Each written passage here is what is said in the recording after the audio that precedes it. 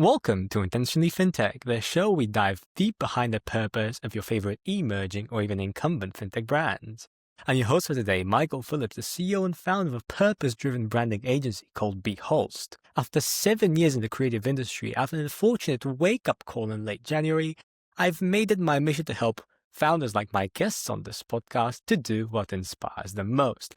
On this show, we're going to dive deep behind the purpose of your favorite emerging or even incumbent fintech brands, the values that drive their day-to-day work, and just how exactly this clarity of purpose that most of them portray helps them navigate this cluttered environment that is fintech. So let's dive in today with Tilmar and Christian from SulPayments. How are you guys today? Hi, Michael. Doing good so far. Thanks. How about you? I'm pretty good because I'm with you guys here. Hi, Michael. All good here. Thank you. I'm happy to see that, Christian. Okay, guys. So, there's two of you, there's one of me, so you have the clear competitive advantage against me. So why don't you tell us a bit what SulPayments does? I won't be able to do you enough justice, being just one of me, of course. It makes absolutely sense. Maybe I can take the question. Volunteers first, yeah? SulPayments. So me and of course the wider group is not just Christian and me. We have an amazing team behind us doing what we do. So you can imagine SulPayments as a fintech focused on Latin America, in particular Brazil, Mexico, Colombia, and soon also Argentina. What does SulPayments offer? Our product portfolio is a combination between local payment acceptance in the country combined with multi-currency cross-border settlements. What does that mean again? Multi-currency, of course, settlement can take place in US dollars, euros, but of course, technology now leads us to use stablecoin. That means USDC, USDT. Another product we offer is third-party stablecoin payments, as well as remittances, whether from LATAM to Europe or vice versa from Europe to LATAM. That is a quite versatile solution you're offering. And by the way, I'm so excited to have you here, especially because we have two of you here at the time of this recording. It's the first time we have two co-founders on the show at the same time. So that's a premiere for me as well. Well, thank you for introducing the what of your company, but this is Intentionally FinTech. We're here to analyze the intention and then the FinTech. So let me shift the spotlight onto the two of you as co-founders of SulPayments, and let me ask you this plain question. What made you want to build SulPayments? I think I can answer this question, Michael. And Tilmar made a perfect introduction about our service. I am a serial entrepreneur. SulPayments is my second fintech. And since the beginning, what we did, it's always build something that we don't need marketing, right? So some need from the people. This is why we built the company. So my first company was a cross-border payment company that helped gamers to acquire international online games, right? So the problem there was in Latin America, people could not buy subscriptions or buy their titles. So piracy was always the king into this region. Even the companies never look into this because they say, hey, so in Brazil, don't market it there because people will just download our software and do some kind of piracy, right?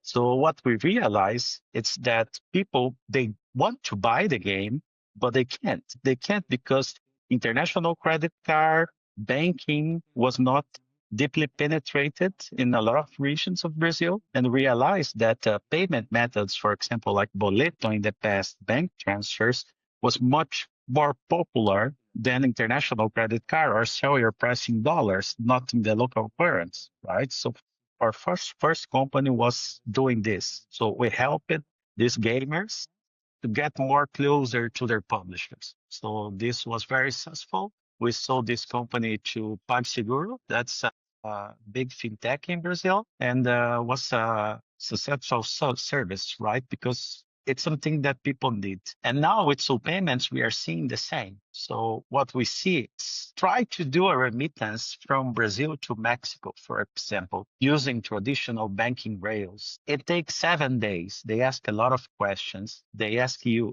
what is the amount. So if I want, for example, send $100 to my friend in Mexico, I can't. It's very complicated because the banks are not interested in these clients, right? So they're not interested in small remittance. So I think what the fintechs do and what we are looking into now is this opportunity with normal clients, right? We are all normal, I think. We're not like, big companies trying to sending money here and there, but it's just a way to do this connection between people. And we believe this will increase penetration of services like this. So people just don't use this today. Maybe we can create new opportunities in different areas. New entrepreneurs can create new business based on this small remittance model that connect all the countries. So I think this is what we are looking for in the same way that we did in the beginning. I understand. That is a quite unexpected story, if I may say that, because never unintentionally fintech up until recording, we've had piracy mentioned. But Yes, I would, and what's the reality in Brazil in 2004 to 2008, right? So it was impossible to buy games from there. Very expensive, US dollars, no international credit cards. So what can you do, right? Very difficult. well, it sounds like my little brother's paradise. Do you have anything to add to that, Tilmar? Yeah, absolutely. I mean, that's the full story. And back then, when Chris and me we met for the first time with his brilliant knowledge of 15 years in the fintech industry in Brazil, we sitting together talking about the problems of cross-border payments. And I've been active always in the blockchain and cryptocurrency industry here in Switzerland for the last probably 8 to 9 years professionally. And I mentioned to Chris, I have the solution. We can just settle the client in stablecoin cross-border. And then two minds, we put our heads together, and boom, and SulPayments kind of was born, which also underlies the success we have nowadays, because it's a true problem we're trying to solve. Moving money with new technology in and out of emerging markets. That is wonderful. And I see there's a chemistry between the two of you. And, we have a framework which explains this exact very chemistry. We're going to delve into that a little bit later. But I wanted to know, was this something, for an example, that was personal for the two of you, or was it more a problem you couldn't ignore? What do I mean by personal? Let me give myself an example. This podcast exists to help founders do what inspires them most. For me, that is a personal thing because I've had the frustration of 7 years of doing something that didn't inspire me and was not motivating for me. So now I'm doing something to help people who were in the position I was back in the day to get out of that position. So for me, what I'm doing is very personal.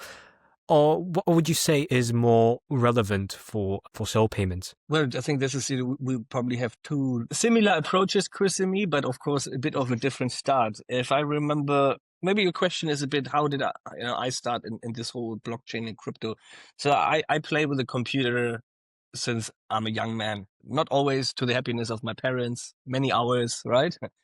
And I always loved, let's say, to play with a computer. Now growing up, playing less computer in terms of games, but still playing with technology. And as an adult nowadays, of course, using this technology and solving a specific problem, this is something what motivates me. Being in emerging markets, this use case doesn't really exist in Europe. And there you can really make the impact and have solutions what the people need, right? You have tough inflation in emerging markets. Sending money cross-border is complicated. Banking system is unreliable. Sometimes making a transfer from one local bank to the other local bank doesn't work, right? So here, with playing computer, using technology, you can solve real world problems. And this is what motivates me every day, even during weekends, Sundays. This is more than just a job. It was a hobby. It became a profession. I understand.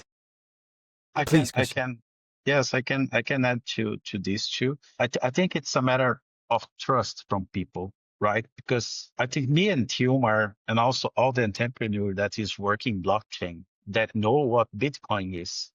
We know what is good, right? We know how it was developed, how it was built, and what is the change that bring to our world, right? For us, it's very clear. But now when you come to the mass, it's very complicated to explain how this work. What is the benefit that I get here? Why do I need this? Sometimes this is the main question. Why do I need it, right? Because you don't understand the real problems that our financial world has, or you don't use this yet. You don't see the opportunity in create a new company, for example. Now we have a lot of gamers in Brazil, studios. I just read about an investment, for example, from one of the big studios in Brazil. So there is a lot of things going on. But when it comes to crypto, it's like we're trying to building these rails very similar to the blockchain because the blockchain is perfect, but no one will enter there because it's complicated to understand. So what we try to do is connect this real world where most part of the people lives, like our banking structure was built for 5 to 10% of the population, right? It's not built for everyone. So I think what we are doing here, it's bringing everyone into the table and say, hey, all these people want to use the system, right? They want to move money. They want to build companies. I think there is this opportunity, and we are trying to build these rails with the legal framework and everything that's necessary to bring this trust for people, right? It's like the beginning. Say, I don't need to play the premium version because the free version is cool. It's not cool, right? So if you try the premium version, of course you like this. So I think this is where we are at the moment, and that's how I see this. I understand.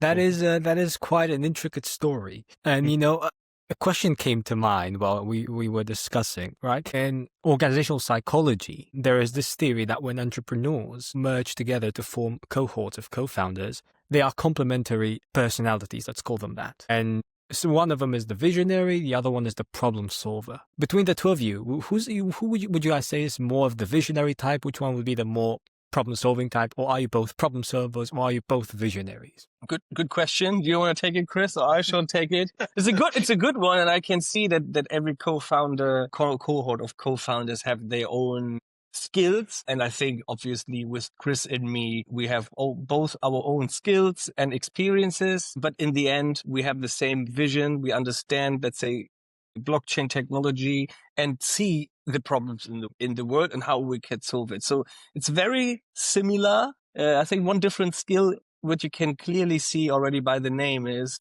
I'm here in Switzerland with all the crypto part, whereas Chris, by the family name Ribeiro, you can see is already the Brazilian specialist. There you can already see how we're complementary to each other. Exactly. He's more of the pirate. I think one of the things that it's incredible about our history is how we met, right? So I think we're not expecting to meet or to talk about this, but this is important to also to Go talk for ahead. everyone that is listening us, right? After I start my entrepreneurial career, I always try to go to events, participate in blogs, talk about what I'm doing.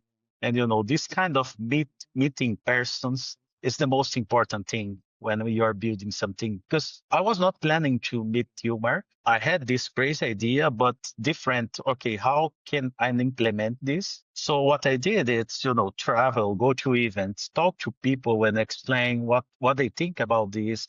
Do they think this is real? It's a real problem. Can we fix this together? And, and it's difficult to find someone that, he listen to you and say, hey, what you're talking is real, right? So even when we start the company in Switzerland, also some government entities were helping us to open the company there. They asked me, how will you find Tilmar, right? Because he's coming from Seba Bank, has a lot of experience.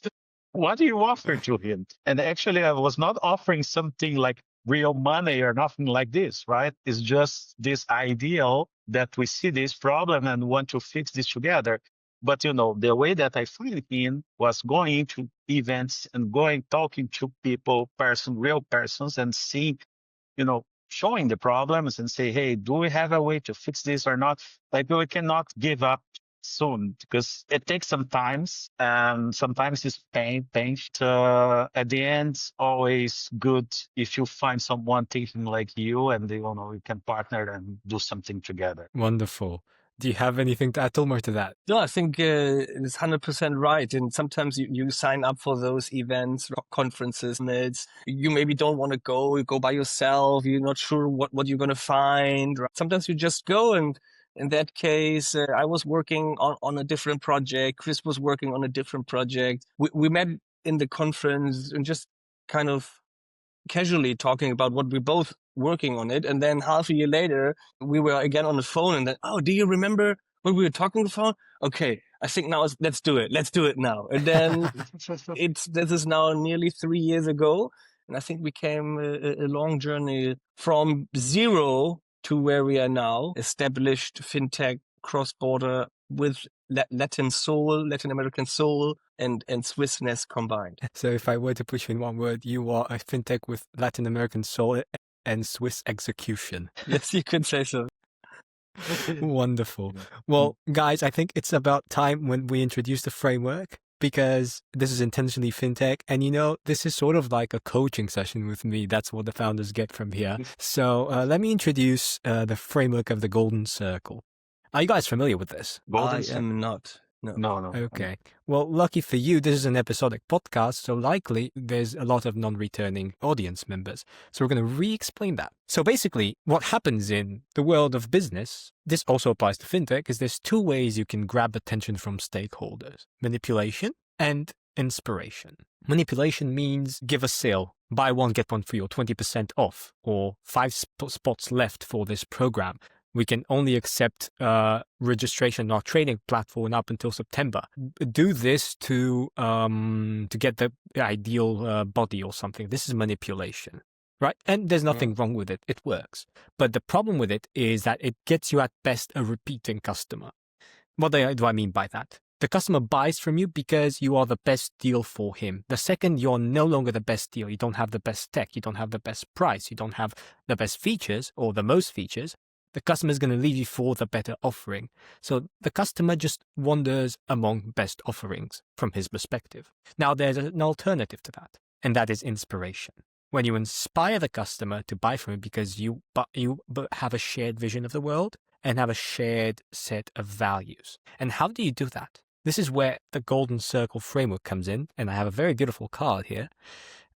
We have, for the people who are listening on Apple Podcasts and don't have the video, what this is 3 concentric circles. In the very center, the very smallest one, we have why. In the middle section, we have how. And on the outer section, we have what. What does this mean? And what is Michael rambling about in this episode? Well, it's no coincidence that we have in the center, with my accent color yellow, why, because the core to this framework is purpose, your why statement. Why does the business exist? Why does SulPayments exist? And what this framework aims to say is that you need to start with why in your every communication so that people know your set of values and purpose.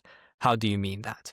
Well, in every single communication you have, you start with why. Why do you exist? In the center, how. How are you different, or how do you do what you do? And finally, what is it that you do? Most companies go the other way around, from the outside in, what, how, and don't even touch about the why. An example, Microsoft. We sell computers. How do we sell them? Because we have Windows and the best memory, so on and so forth. Want to buy one? Then there's another producer who does the same thing. Which one do you buy? The one which gives you the best deal. But on the other hand, you have companies like Apple who start with why. We exist to challenge the status quo. And we do this through wonderful design and minimalistic experiences. And finally, we built the mobile phones and computers and want to buy one. The whole thing gets another dimension. To give you another example, I'll give myself. Behost exists to help founders do what inspires them most.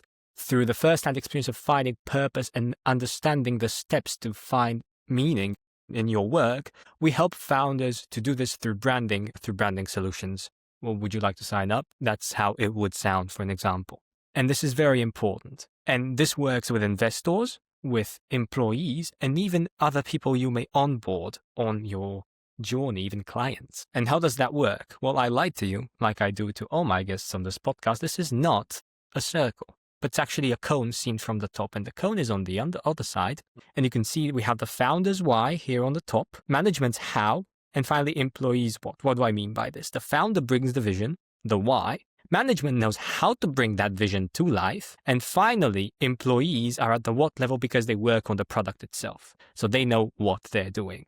And if the founders communicate downwardly through this pyramid, the purpose, everybody knows why they come to work, they find meaning in their work. And finally, at the bottom here, which is outside of my drawing, is the market. The employee will know why he comes to work, and then the market will know why they buy. The order is employee, customer, and finally, founders and board members. And this is the framework. And this framework also says something very interesting. And we talked about it. And that's why I asked you that co-founders who come in pairs of two, they come in two personality types, Y types and how types.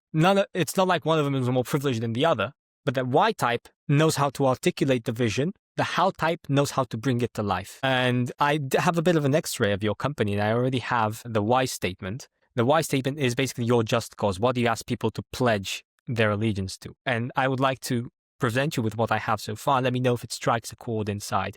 And if it does, then we can proceed with our session today. So from what I understood, you told me, Christian, that you were looking for people to implement it. You knew the vision, but you didn't have necessarily the how. So from what I understand, you're a Y type, because what Simon Sinek in his framework says, and he uses these exact words, and I will quote him, if a Y type doesn't find a how type to believe in his vision, he is screwed. But meanwhile, the how type, he knows very well operations. So he does well on his own very well. So from what I understood, you, Tilmar, are a how type, like we said, with Swiss execution. And we have Christian's vision. And that vision is, from what I understood, it has actually nothing to do with payments or nothing to do with FinTech, as it should, because it's the vision. FinTech is just another what to your why, as I like to say here. You exist to open up boundaries in between people. So you exist to connect people from all over the world such that together we can open up new opportunities. That's what I would say SulPayments exists for. How? Well, through Tilmar's extensive experience in FinTech and in payments overall, and through your experience, Christian, as a serial entrepreneur. And finally, you decided to make this FinTech company. So that's how that's my X-ray of your business out of the 24 minutes we've been chatting so far. What do you guys think? Well, I think I like how you put this together, Michael. And always when we build something, it's thinking about what is the barriers that we can, let's broke, right? What we can do to make this world better, I think.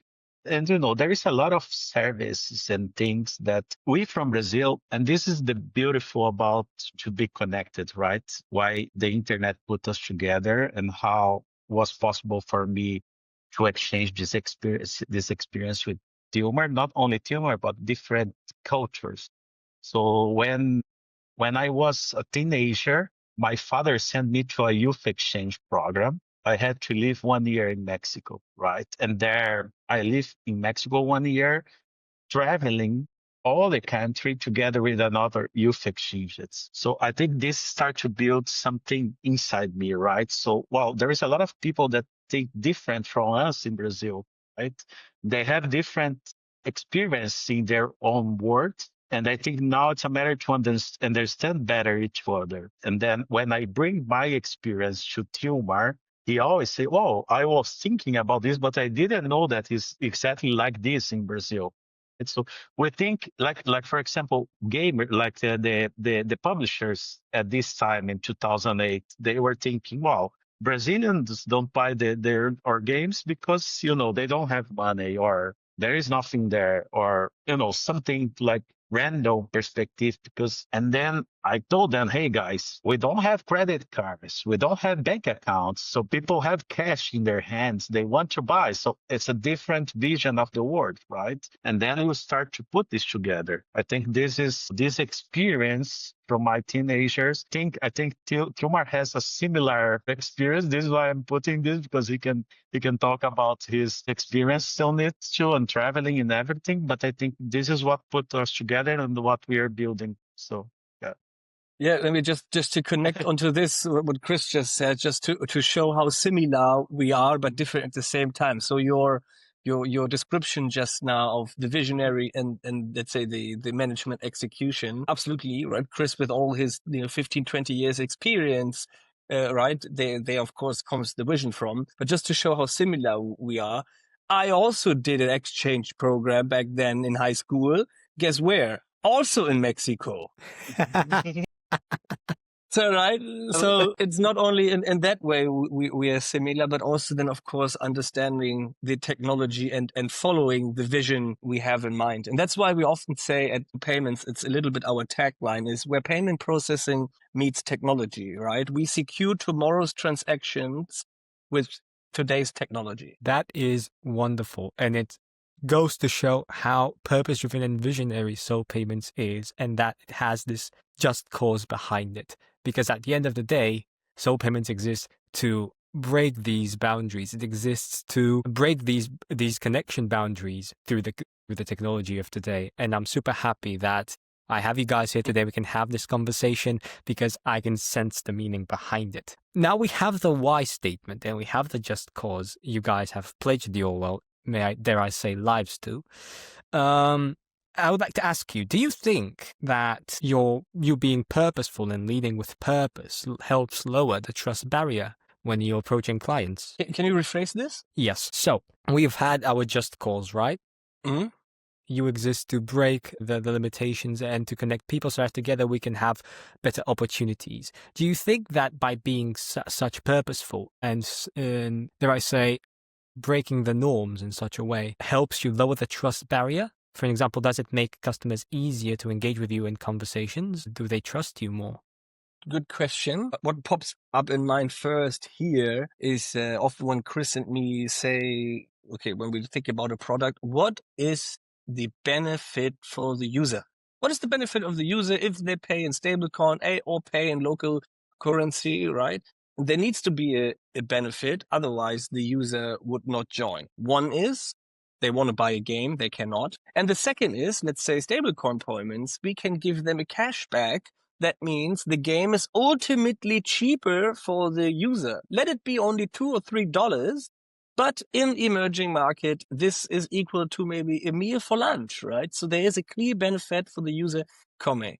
If you look at the merchant side, imagine you run an online platform, you want to sell a digital product, a game, any style of content, right? You need a PSP like us in order to accept local currency. So that's what Chris said. There's no, intensive marketing necessary because merchants have a problem. They come to us.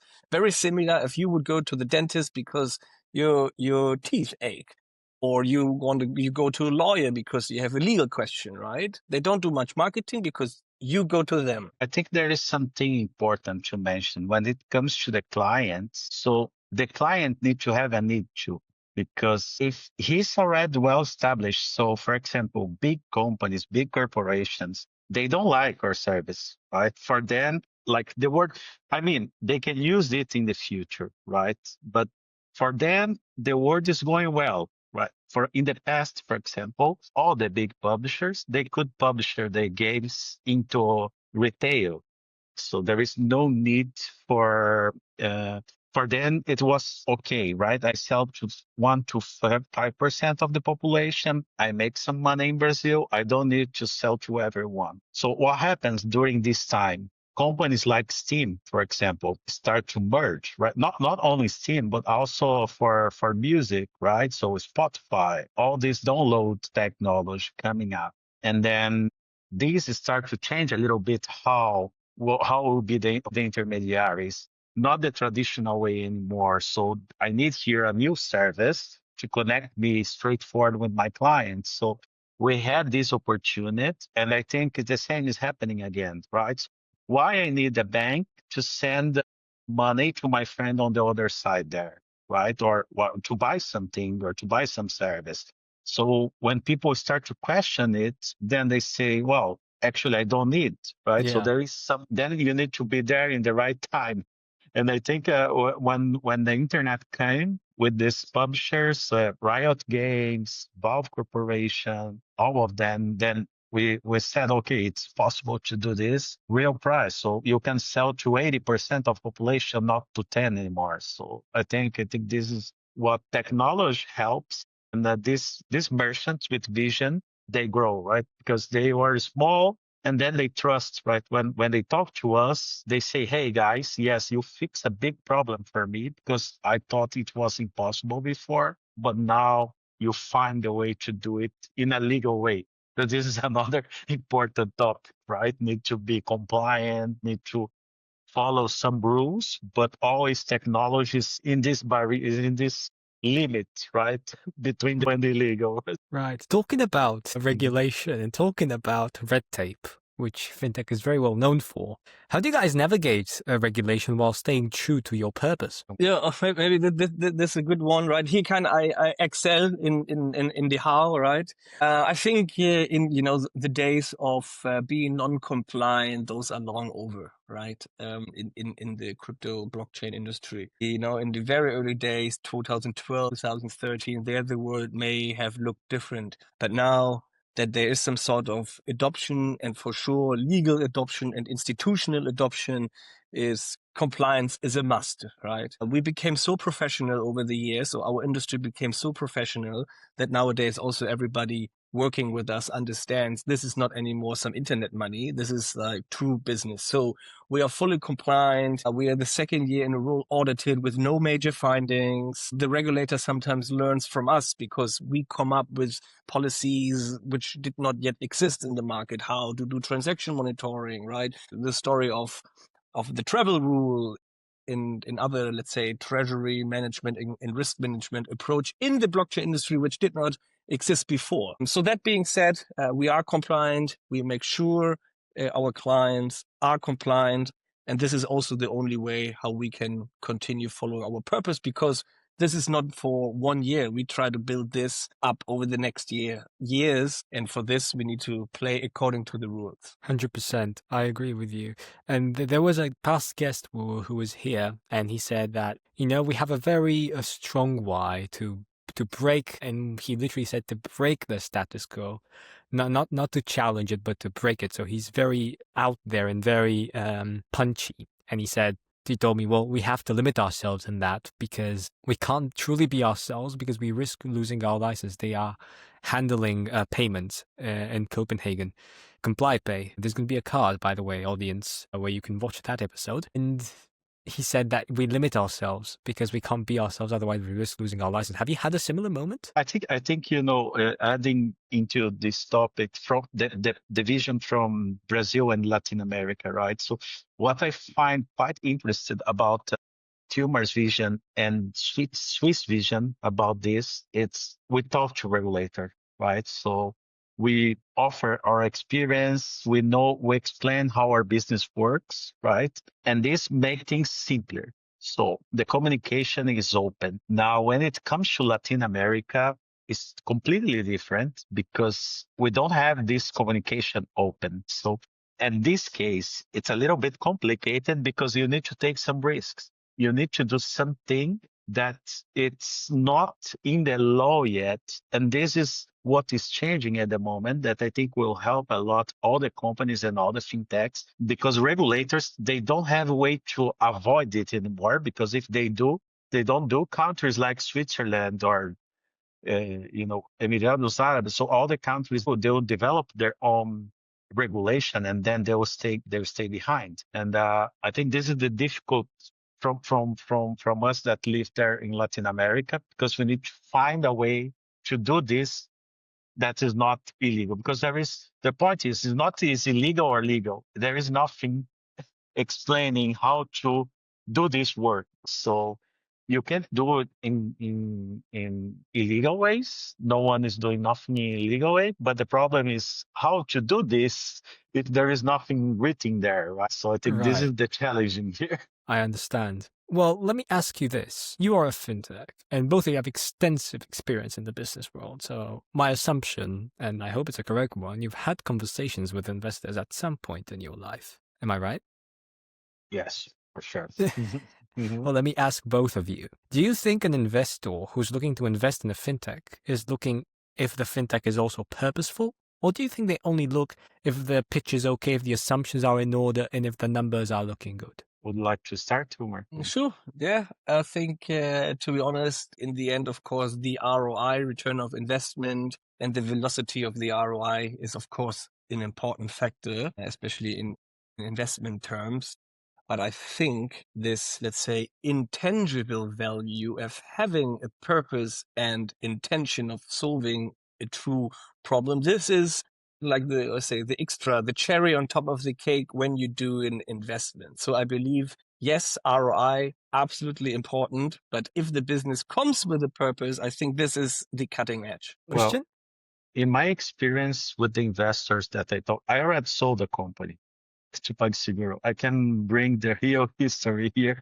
So for everybody to understand how this works and why they invest in my company. And it's because we're operating in an industry that no one was looking before. So I think what happens here is when they realize, okay, well, games is something special. Because even when I went to the banks before and, and explained them what I'm doing, they say, no one will buy items inside, like a sword or something. There's no real money there, right? So, but then when we start to do the trades and all the big companies start to work with us, and the investors, oh, they came, all of them, they want to buy our company, right?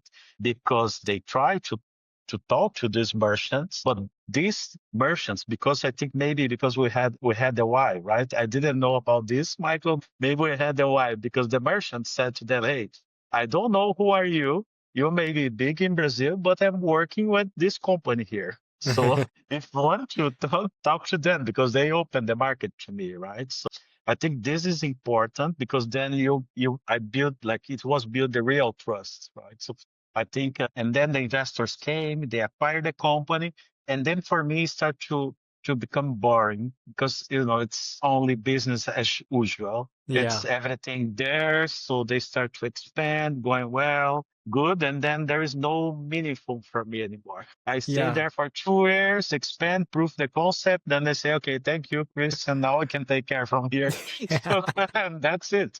And I get happy because I don't want to work in this corporate structure. Yeah. For me, it's boring.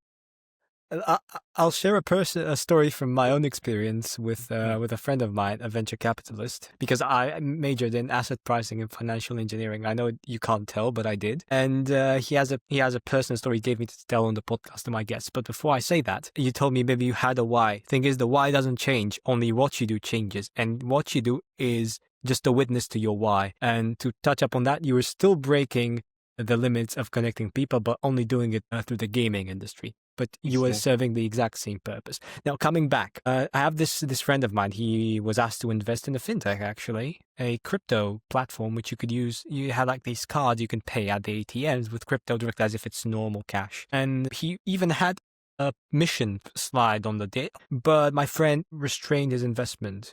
Do you have a guess as to why? No. Everything looked perfect. So the assumptions were okay. He wasn't asking for a lot of money. I don't remember the exact amount. And it looked as if there was going to be ROI. The reason he withdrew his investment and decided not to pursue is that he could tell that this person did not believe a single word he was saying. He didn't believe in the mission.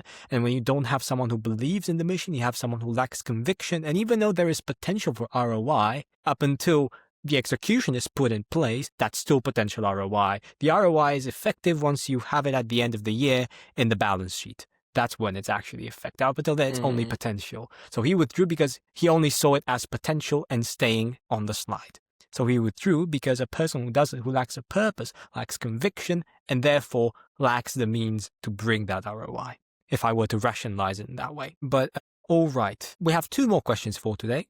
The first one that I'm going to address is my favorite, actually. Think of this AirPods case, right? Very beautiful, very sleek design. And think of it as a magic wand. And if I were to wave it on top of SulPayments, and if I were to shake it a bit, whatever you would like to change would change. What would you change right now, and why would you change that? So this called fun. Tilmar, you first. I do, because in my daily operations is, I think, one big blocker we still have in our industry is we are somewhat still we need to rely or need to collaborate with traditional banks. And when Chris and me come with our use case, explaining the technology, explaining this, I have the feeling that the people who are not as deep into tech like Chris and me or our other peers in the industry, they shut off. They don't listen anymore. They just say it's not going to work. We don't do this. Right. So it's difficult to find people in the traditional, let's say, financial industry understanding our vision, understanding how we try to make it better.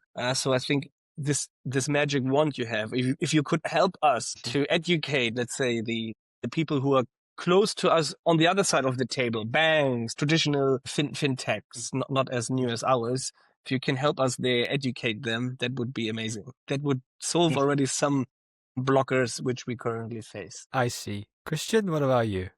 I agree, completely agree with Tilmar. This is at the moment one of the biggest challenges that we have. Not only banks, but also regulators, right? Explain how stable coins work, why it's important, so why you can't. So it's different from the tradition. And it's very difficult because it's blockchain. It's open source, right? So you can take your Bitcoins, you can put in your bag and go, right? So there is ways to follow these rules, but it's different from the traditional banking system. And I think what Tilmar mentioned is very important. So, and this is something that we are looking for. Or how to cooperate, because now we are in the middle, right? We need the banks, we need also the crypto companies, so we need to handle both situations. 100%. Well, I can wave it like this, but I can't make any promises. I'll call you tomorrow and we'll see what changed. This podcast surely will help. I'm sure this podcast will help one step at a time. Of course. God willingly. Finally, my last question for you today. Think of you 10 years in the future, 15 years in the future, 20 years even, however far you want to go. And imagine people are talking about you in the fintech industry. What do you hope they say? I would like they see me as someone that helped the ecosystem, right? I see, I am a Bitcoiner. This is the word, right? So I think the new money is already created. For me, Bitcoin has all the things that we need for a digital money, prevent us from speculators, from intermediaries, everything. So if they see me as someone that helped this industry to grow and help to people to see what I'm seeing now, I think I'll be very happy. I'll be very happy with this because I see there's like finance world was created for few people, and I think Bitcoin now brings everyone into the table. So I think I am a believer of this. I think if people look into me and see this, the Christian helped this change, I think I'll be very happy. What about you, Tilmar? So first of all, with all the education and teaching we do at the regulators and let's say the population who is not in crypto, I hope that in 10 years' time they look back and say, we should have listened to Chris and Tilmar. Right? Nice. That's right. First of all. Second, of course, I want to see SulPayments driving bigger and more. But I think we're solving three purposes here, right? We solve the problems of the merchants, we solve the problems for the user. But one thing we didn't mention, and there's something Chris and me also align, because we have been working in big corporates and it was not always fun. Another internal mission we have here is SulPayments become a company where people truly like to go to work. Right? We have offsites together with the team. We make sure we work together as a team and less top-down approach, more horizontal, creating an environment where you want to be at 8 a.m. on a Monday in a coffee meeting with your manager, right? This is also a purpose we follow. Wonderful. And I couldn't have said it any better. And you guys are a very wonderful couple, let me tell you that. And you have very good chemistry, and I can sense it from where I am. I'm happy that we are connecting and we've chatted. And honestly, I wish you best of luck, guys, with what you're doing. You're on the best of tracks. You have a wonderful purpose. You have wonderful charisma. You make wonderful jokes. And there's no reason why anyone shouldn't like you. Thank you for tuning in with me today, guys. And thank you. Thanks, Michael. Thanks, Michael.